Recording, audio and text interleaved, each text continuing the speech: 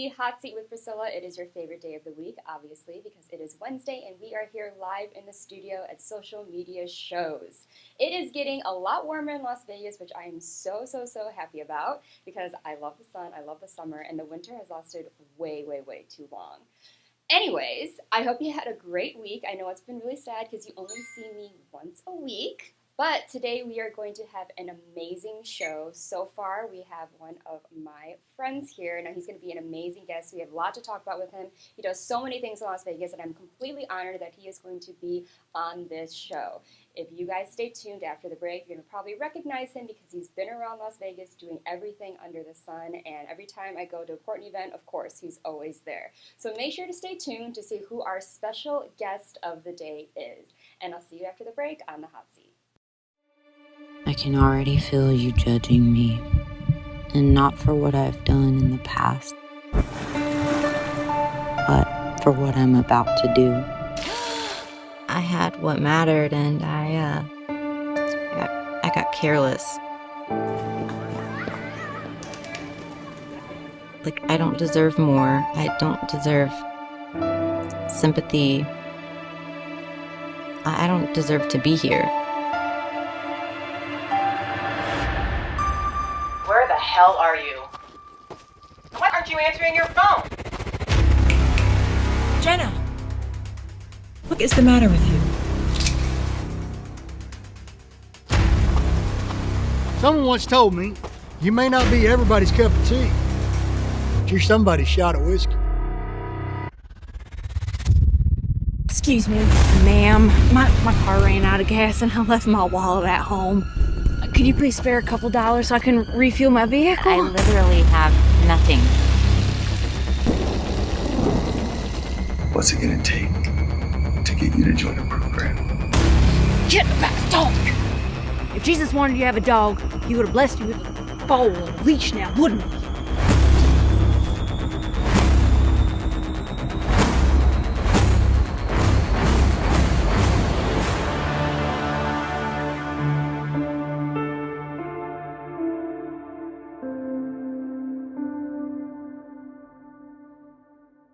Social Media Shows is a production company based here in Las Vegas, Nevada.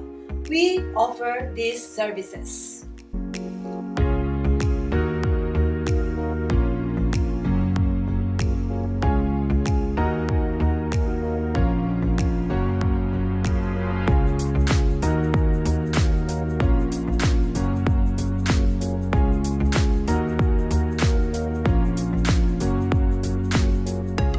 We've been streaming shows live in real time for over 4 years on major social media platforms and also on our website socialmediashows.com. And we are now on Roku TV. We welcome you to have your own show on our TV network.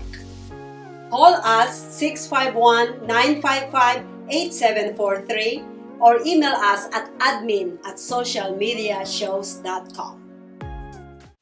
Welcome back to the Hot Seat with Priscilla. I am your host, Priscilla Moy, and as always, I come to you live from Las Vegas every Wednesday at 3 p.m. here at Social Media Shows. Every week I have the best guests, and today is nothing short of that, obviously. Now, he is originally from Cuba, and he has history in martial arts and theater, but when I met him, have known him as this amazing dancer, amazing model, and actor, and basically biggest performer in Las Vegas. Everyone, please welcome Antonio Granda. Hi, honey. Oh, you always make me feel so short. Ooh. Please take a seat on the hot seat. Welcome. This is the hot seat. This is the hot seat. You might want to wave the jacket. It's getting hot in here. Ooh. Well, the amazing part is that Antonio came as planned as a professional, and he's here, and he's going to be our first guest today, and we're going to give you as much time as possible. So to start off with, you are originally from Cuba. Havana. Yes. Ooh. So please tell us a little about your start, because you started there, but I know you moved multiple times, and you started in theater. Yes. Well, my very beginnings were kindergarten. That's where I ever did anything, artistic.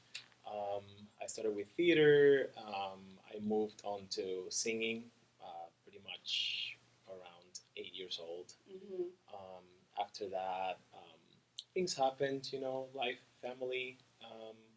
I started doing martial arts, which was an outlet for me to kind of guide that this energy, teenage energy that was going on back at the time, and it helped me a lot with discipline and consistency. Um, so that was a very very good times, very good years of learning, growing, centering myself, balancing energy, like I mentioned. After that, I mean, years passed, obviously, and I moved to Istanbul, Turkey, and that's where everything pretty much started when it comes to the artistic professional life. Wow. See, that's one thing that I learned about you that was so shocking was I didn't know how big and prevalent you were in martial arts because, like, you're this amazing dancer. You have a build of a dancer. You're technically amazing. Like, I see stills of you. If you look up online, you'll see them. So the martial arts, and you've won awards, right? And you've also can teach, correct? And that's Correct. kind of in the beginning Correct. stages. I kind of forgot if I sent that information over to you. I was like, oh my god, this is a new Antonio. What Like, are we how doing does she here? know all these stuff? But yeah, you are absolutely right. I pretty much started teaching when I was about 13, 14 years old. I started very, very early. I was a student when I started teaching students. So you see how. So pretty much, I mean, I've always considered myself quite a mature person, even though I was very young. Like, I've always had a old soul, as people say. And I've always enjoyed kids and teaching, um, that experience and that dynamic between the student and the parents and the teacher. It's a very beautiful dynamic. I think when you teach, other people get inspired, and they look up to you very highly, just because you're transmitting something that it's going to be worth for that person's life pretty much forever. It's gonna stay with them forever. So yeah, I started teaching around that age, and then again, life happens. Right. I moved to Istanbul, and over there, it's when I pretty much became more of a coach, because out there, the level of martial arts, specifically Kung Fu, which is what I did back in Cuba, um, where I became a national team member. I mean, for me, the level was already way up there. But once I get to Istanbul, I realized that I was way above many, many athletes out there. So I became a coach very quickly. They saw my potential, my talent, and the knowledge that I had. And I became coach, instructor, master teacher, let's say it that way, for several sports centers, schools.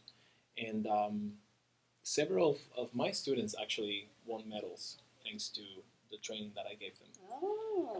So that's something I can highly say and tell people that I'm very, very proud of. Yeah, that is something you're proud of. So how did dance come into play? That's an interesting question because I was pretty much I was going through very personal things, deep personal things. I was not very motivated and happy. I was teaching other people, but I felt like I wasn't doing anything for myself. So that's when I decided to do something different, do something fun, to enjoy myself.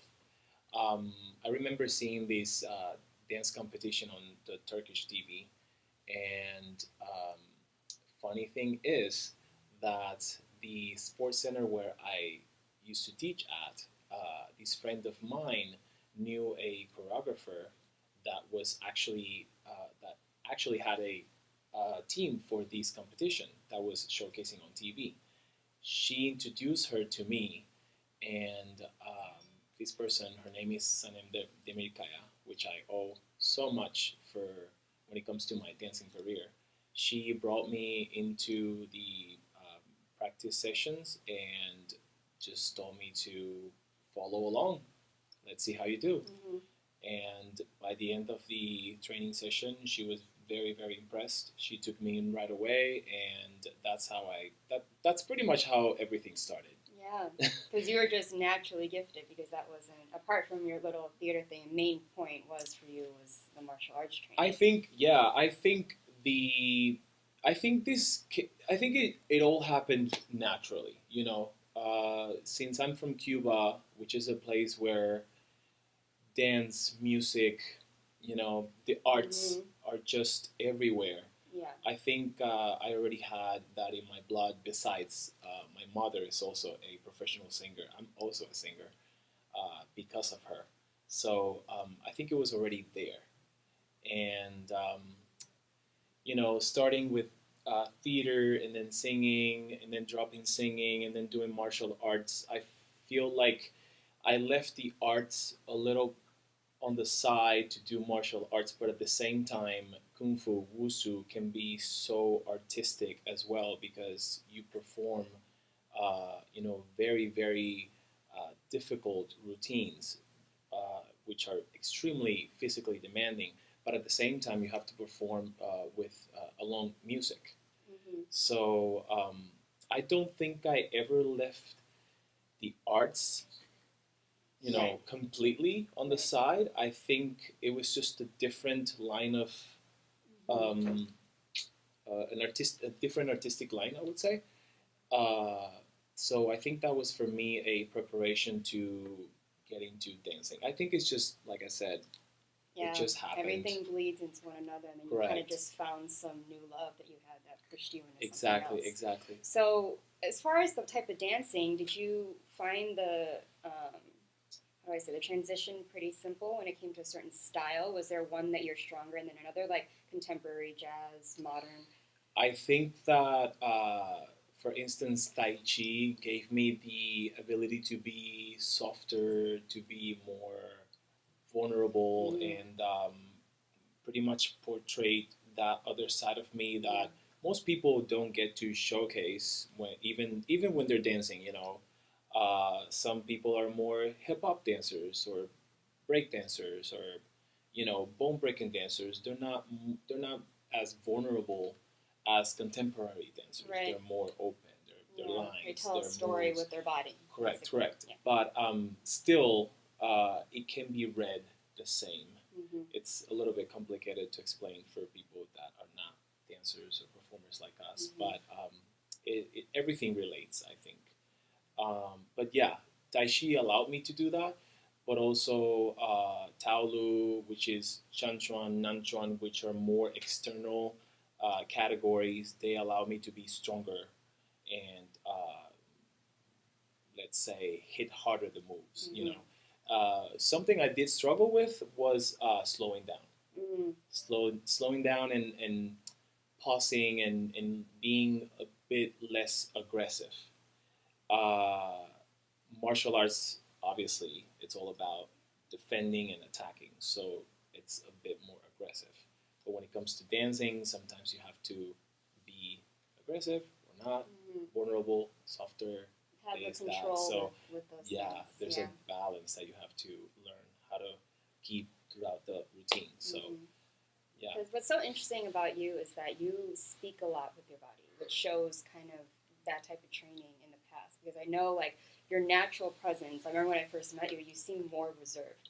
But even though you're a performer, you speak a lot when you perform. It's very strong. There's a lot of expressions. But, like, as a person, I wouldn't say that if you walked in the room, like, you're the loudest person there, or you're, like, doing the most that the stereotype would be, especially a performer in Vegas. So you can kind of see the balance and how the obedience and all of that coming from the martial arts, but you put all the expression in what you're doing and your awareness here, which is what I think makes you a great dancer and why it helped you technically, because you have the ability to speak through movement and fluidity, which a lot of people, it's very hard for people to do, right? To use their space, use your whole body. So in that aspect, I think that's what really made you soar. So how did you go from, you went from Turkey and then you went to Las Vegas, correct? No. What's the story there? Here's the tea. Okay, here's I'm the gonna tea. give you the tea right now. I was part of the biggest dance company in Turkey. It's called. It still exists. It's a Guinness Award dance company. It's called Fire of Anatolia. In Turkish would be Anadolu Ateşi. It means Fire of Anatolia. And we used to tour literally all around Turkey and the world. It took me some time to decide that I was going to move to the United States, especially because I already had a life back in Turkey. I was a soloist in that dance company. I had a very good position. But I thought at some point that I needed more. I needed to grow more. I needed to learn more. I needed to push myself to a higher level of professionalism in my career. So I decided to just drop everything and come here. I actually moved on my own to New York City. I had no job. All I had was just money in my pocket, and I just did it. I just went for it. Obviously, I was quite scared. You know, the not knowing, it can be terrifying. But I remember just telling myself, be brave, just do it, just go for it. You've done it your entire life. You work it out, you make it work. Yeah. So that's where I went to when I just first moved here to the USA.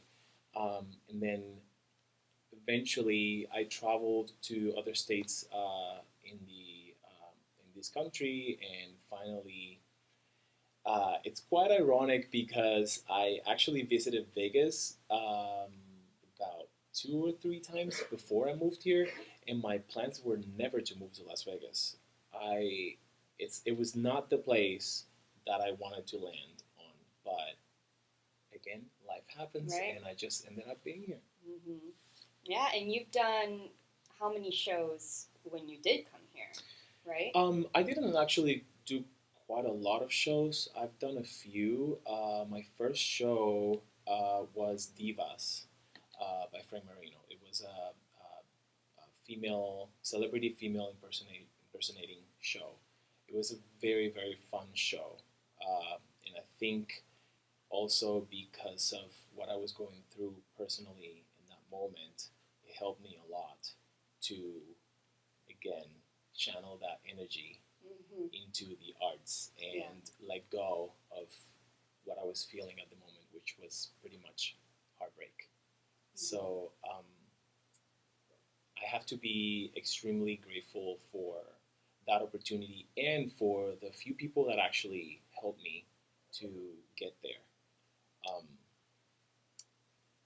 yeah, that's one of them. And then after Divas, I pretty much. I mean, once you get into a show, every performer that has the opportunity to come see the show sees you, notices you, and after that, I just started gigging with several agencies and companies here in town. Um, I think I can't recall. I've done so much. I'm sorry. No, that's good. I've done so much. It's hard to remember. Okay, what did I do after that and after that? I mean, it's a good thing because what I want to pinpoint is and go to. So you've done all of this in Vegas, and it kind of made you, I think, own up to the fact that you're a professional performer in the arts, and you've had a lot of experience with what it's like being a performer working gig to gig. And where I want to go with this is because what I respect you for is what I've seen is that you're also very vocal on the rights you guys have as performers and just gigging. And a lot of people don't talk about those things. Everything's always fluffy cotton candy. When I have people on the show, they talk about like, oh, I've done this, this, that, and the third. But like, no one talks about. I mean, maybe they haven't experienced it, but when you're really in it and you know a lot of people and you are actually considered a professional, then you've experienced things that you won't withstand. Basically, the disrespect Correct. And the injustices. Correct. So, if you're comfortable, would you like highlight a little bit about what that means to you to kind of notice these things and stand up for people to do what you do? So earlier in the day, obviously I knew I was going to come to the show and I was going to be here with you. And I always I always check where I'm going, who I'm gonna be with.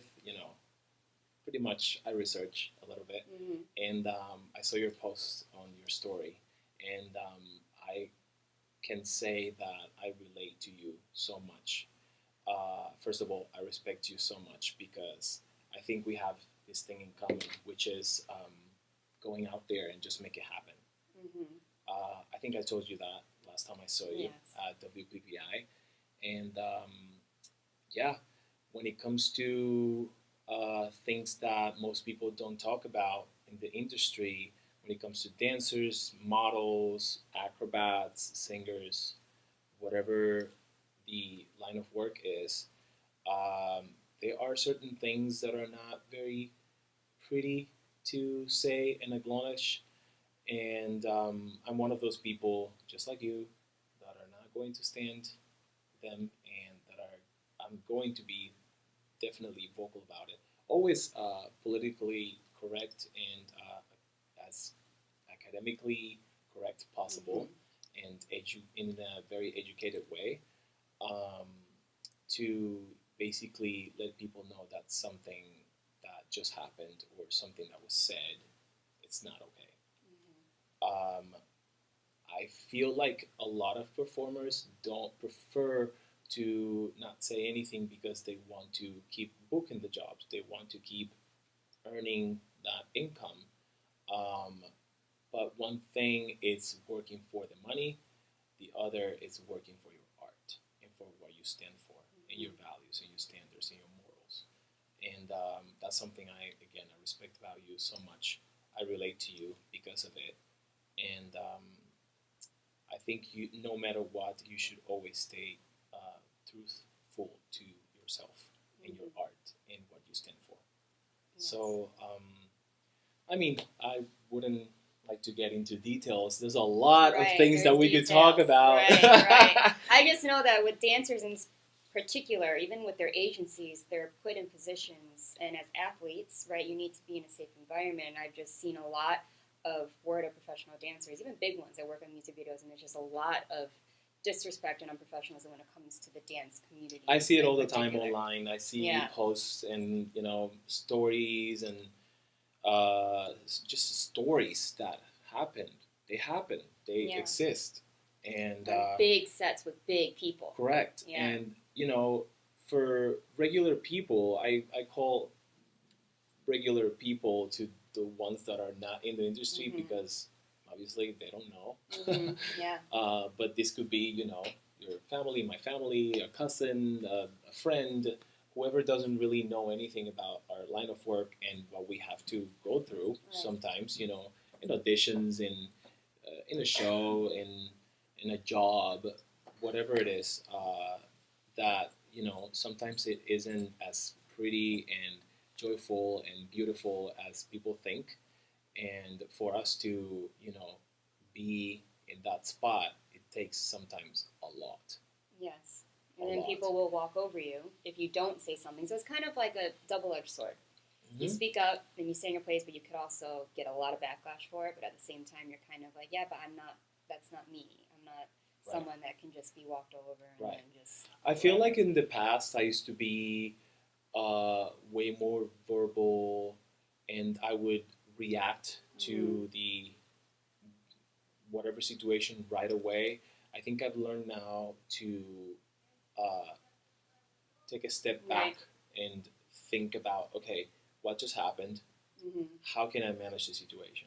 Yeah, and then let me gather the story. Let me look at this, and then not talk with emotions. It's more of gathering it and then speaking about it in a very to the point way. It's controlling your emotions pretty much.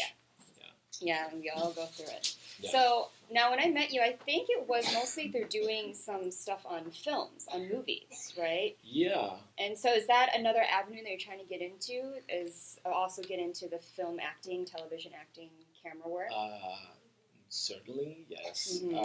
I actually recently started taking very, very, very seriously acting classes. I have been going for the past weeks now. And I'm feeling very, very motivated and very happy. Yeah. I think every time in my life, in my career, every time I've tried to do something new and go for something I've never done before and something I'm very passionate at, I've pretty much succeed. You know, some people consider success as, you know, going to Hollywood and being part of a huge movie. Yeah.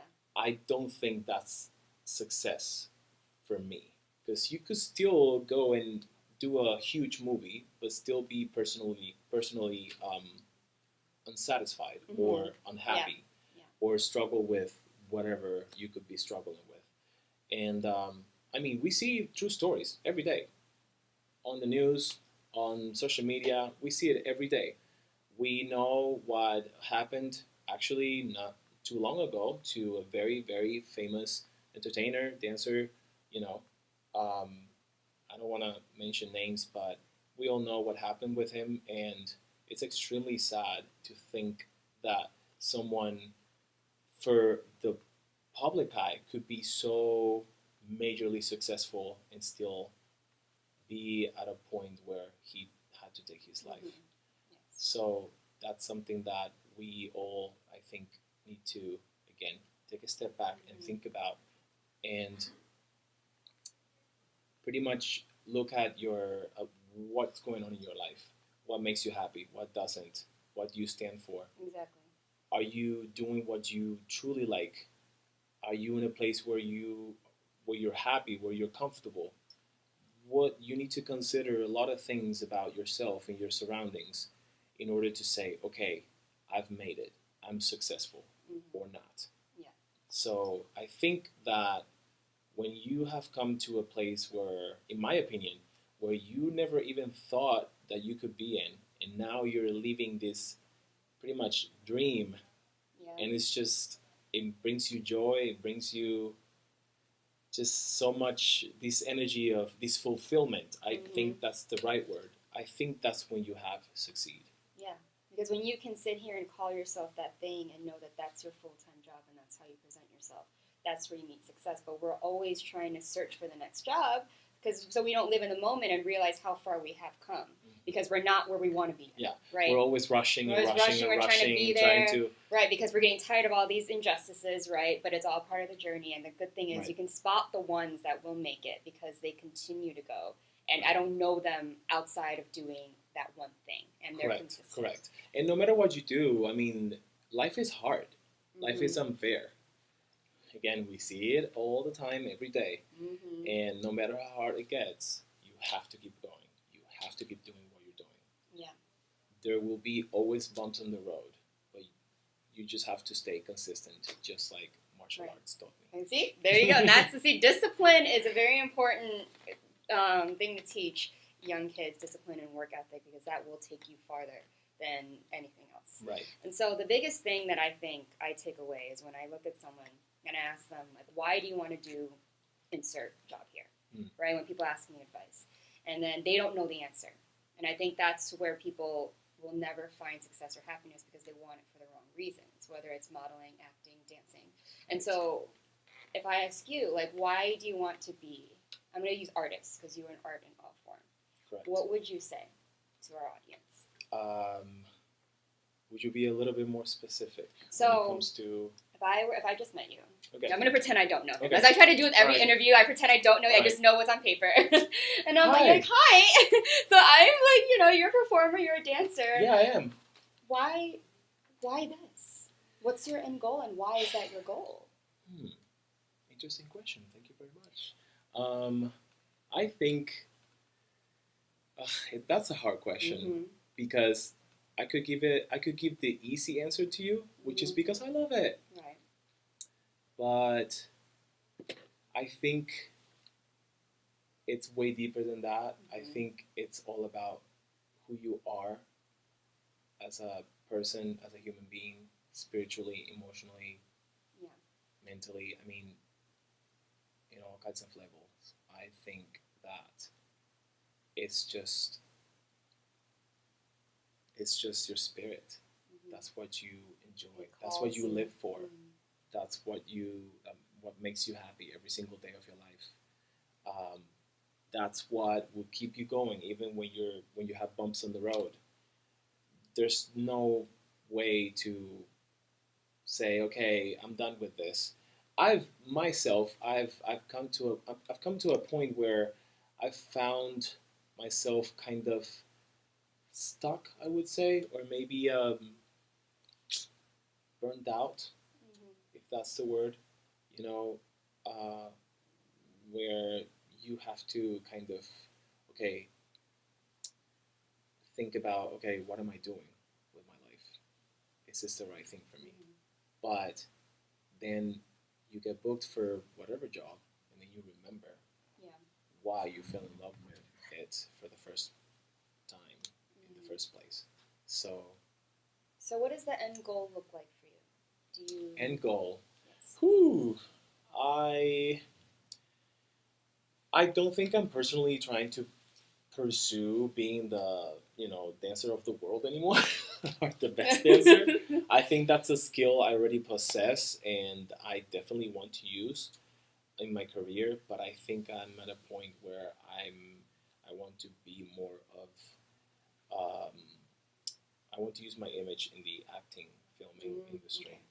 I think I have potential Mm-hmm. in it, and that's what I'm currently pursuing. Yeah. So I don't know. I've always when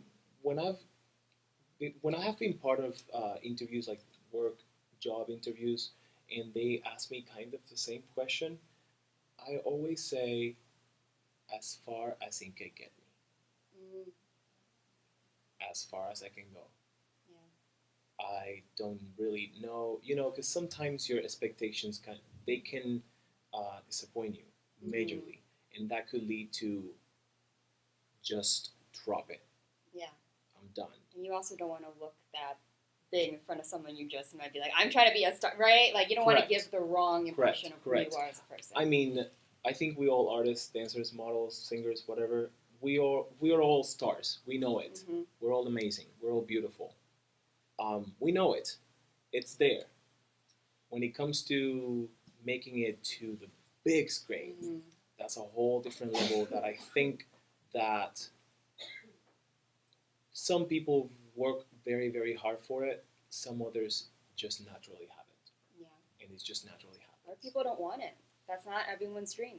You know, they love doing whatever they're doing locally or, right? So the good thing is not everyone has that big star A-lister dream. Correct. But then not everyone who does have that actually knows what it means to have that. Correct. Or they don't want it for the right reasons.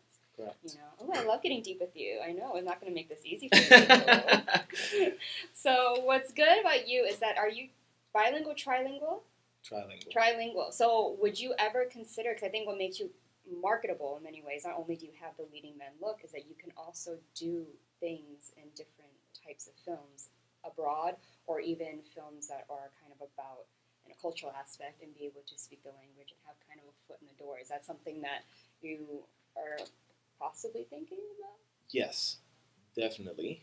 It is extremely hard Mm-hmm. to, let's say, play a character in Chinese Mm-hmm. or, I don't know, Indian Right. or even Spanish. I mean, Spanish is my native language, but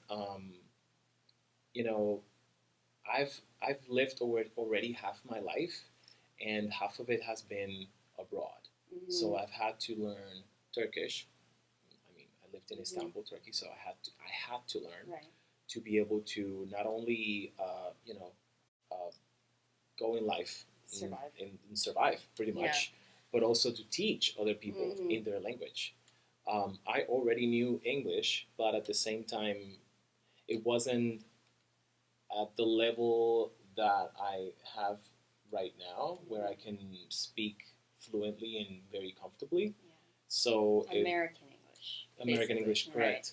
So it's definitely a challenge. And right now, for example, in acting classes, our teacher, she makes us, for instance, in our last class, we had to do voiceover. So imagine doing a different voice. Hi, Priscilla, how are you? And playing a 12-year-old boy, Right. being from Cuba, speaking in English, and also doing a Right. different voice. Mm-hmm. It's challenging, definitely challenging. But it's good for you. It's very good. Yeah, exactly. I've always, even back in Turkey, I remember going into my creative spaces, you know, being in my room and just letting my creative brain unravel and just thinking, I want to make songs. I want to write songs in Turkish and Spanish. I don't want to lose my entity and my culture, but I also want the Turkish people to understand me. Yeah. And I want them to vibe with me, just like with English. Yeah. I think, for instance, there are artists now that do Spanglish songs, and I love it. Back in the day when I was still, you know, in my little room trying to create all these things in Spanish and Turkish, I mean, years later, here we have all these people doing the same thing in different languages. So the only thing I kind of regret a little bit is that I wish I went for it instead of just locking myself in and doing this thing that was just for me and nobody else could see it because I was too kind of, you know, embarrassed. You were ahead of your time. And now Maybe you're like, oh man, because now I should have done it. Spanish, it's everyone's integrating different cultures to introduce different types of music. You know, you see that with K-pop, you see that with J-pop, you see that, you know, with a lot of Latin artists. You know, they integrate a lot of English in there so that way they can relate in Western countries so that they can bring that over, which I think is amazing. Because nothing should be segregated. I feel like everyone should enjoy and celebrate everyone else who's different from you. Right. So one last question before we go. And normally I ask this question for a lot of my guests, and it's always a deep one because they're just like, oh, I don't know what to say. But is there a philosophy that you live by? Oh, I love that. Yeah, I think every answer sums up the person sitting in the chair. Because every time they give me an answer, I'm like, yep, that sums up the interview. Wow. I thought of other things, but I didn't think of you asking me this question. Wow. My philosophy of life. That's interesting because I was just having a conversation just the other day with someone, and I think I mentioned that exact same phrase. I said, that's my philosophy of life. What is it? I can't remember at the moment. But I think it was. Right now, I can just tell you that you have to love yourself. Yes. You have to love yourself in order to accept yourself and live a full life. And if you're an artist, that's the only way you can showcase that artistry onto the world. And no matter what, stand by it. Stay strong with it. That's your art. No matter what other people say, stay stuck with it. Not stuck, but more like stay with it and respect it. Respect yourself more than anything. Love yourself more than anything. And keep loving others no matter the hate they throw at you. Yeah. Hate equals love. I don't know if you know that. But hate is basically another level of love. It's so much love that at some point it becomes, that's why when in a relationship with two people break up, it becomes kind of hate. Not everybody, it doesn't happen with everybody, but it's so much love, it can easily turn into hate. So, no, you know, everybody says, the haters. Okay, let the haters hate. It's all good. You just keep spreading love. Yeah. I love that. Well, Antonio Granda, everyone. See, that answer summed up his whole interview. It sums him up as a person. And like I said before, I love asking that question because it shows in one question and one answer your whole purpose of why you're sitting here, why you're doing what you're doing, what got you into this chair. So we appreciate you. Thank you so much for coming on. Thank you for having me. Yes, I would love to have you back on when you have something big coming because I know that you're here, there, everywhere, doing things. He got his mains, so you're like taking a little athletic break. And you too. I see you. Oh, well. Well, anyway, everyone, please, if you want to tell them like where they can follow you at. Facebook, which I don't really use that very much It's your anymore. Instagram. But it's still there, Antonio Granda Manzano. And then the one that I use the most is Instagram. Everybody loves Instagram, and everybody uses Instagram. It's Antonio Granda low underscore. There you go. And then the same for TikTok. My Instagram is the one that I showcasing more of my work and my lifestyle things here and there. But my TikTok is the fun one. That's the one I'm going out all for it. It's silly, it's stupid. Yeah. Just have fun with it. That's TikTok for you. It's That's one of it. those things I don't do. But everyone, please follow him. Please keep up with him. Please reach out to him. Anyone that has gigs, he's everything: acting, modeling, dancing, singing. Even though I've yet to hear you sing, boo. But whatever, I'm sure he's open for it. I mean, you're a hard worker, so I'm sure you're a good researcher, so you would look into it. So please, please, please consider him. He's amazing, a very kind soul, very loving soul, very professional. So everyone, Antonio Granda, thank you again for coming to the Hot Seat with Priscilla. And when we come back, I have a few announcements to make, so never, never, never miss the goodbyes of the Hot Seat. So stay tuned. Hello, everyone. This is Joseph Skoda with Social Media Shows. Well, I thank all of you for your support through these last several years, and it's been a lot of fun. We've given people a voice they never had before. Now, Social Media Shows is always collaborating with our veterans to help them do things and help out the veterans who are struggling today. And we teamed up with GI Connections, connecting veterans with resources. So please consider helping and donating to this great cause, because we're always doing things for veterans. So GI Connections, Social Media Shows, and you is what makes the world a better place. Once again, Joseph Skoda, proud United States Air Force veteran.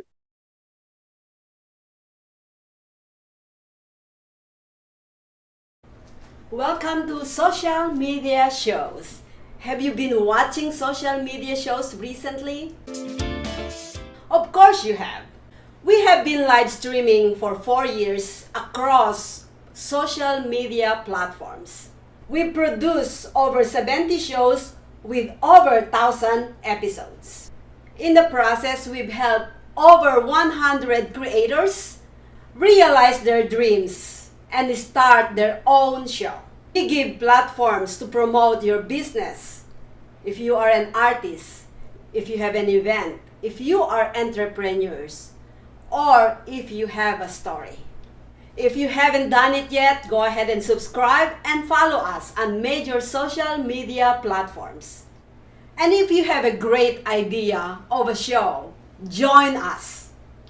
Social media shows can help you produce and live stream your own show. Let us help you make your dream become a reality. Hi guys, and welcome back to the Hot Seat with Priscilla. As always, I'm your host, Priscilla Moy, and I really hope that you enjoyed today's show. We had a very intimate show, which is amazing because Antonio was here, he came. Our other two guests, unfortunately, did not come. Apparently, they got busy, but, we're not going to stress or anything like that. But Antonio is amazing. He's so interesting because as you can see, his demeanor is just so reserved and very disciplined, but what he does, and when I met him as a performer and being on sets, you can see it, the flip, right? And I think that's what makes a true artist, is because he's very grounded, he's very humble, he's very all of these things where it kind of confuses you a little bit. You're like, oh my God, like I've seen you on stage, I've seen you, I've seen you do all of these things, but, here you are, like you're just a really, really, really great guy. So, as you can see, there's a couple little things that are new. First, my hair. Obviously, as you guys can see, I've done a little, I was really inspired by a lot of, Japanese and Korean artists, and they have kind of these bangs.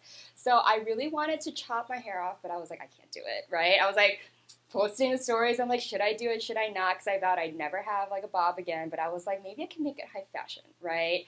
But I was like, no, I need to do something. So I just, snipped a chop of my hair off, and so I have...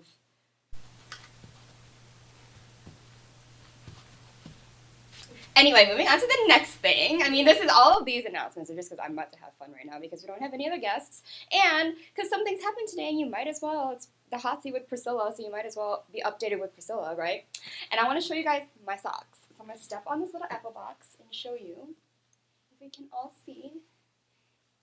Do we see? Do we see it? Do we? Oh, I see myself. I'm so weird. But anyway, so I decided to wear these socks. So I want to read you guys a little something that I received today. And I want to give a shout out to this person because it's amazing. Now, like Antonio and I were talking about, and it's great that we talked about this because we talked about haters, we talked about how much love turns into hate, and we talk about how we never want to react too quick, but at the same time make it known that these things are happening because no, you can't just be doing these things, very injustice, very disrespectful, doing all this stuff. And if you send me things like this, just know that I will expose it and people will probably find out who you are. So be ready for the backlash, is all I'm saying. So I got a message from this Instagram page called So You Know It's True. But this is not true, by the way. And the message said, "The delusion is unreal. You're nobody, hun. Aspiring, in all caps, actress. Get it right.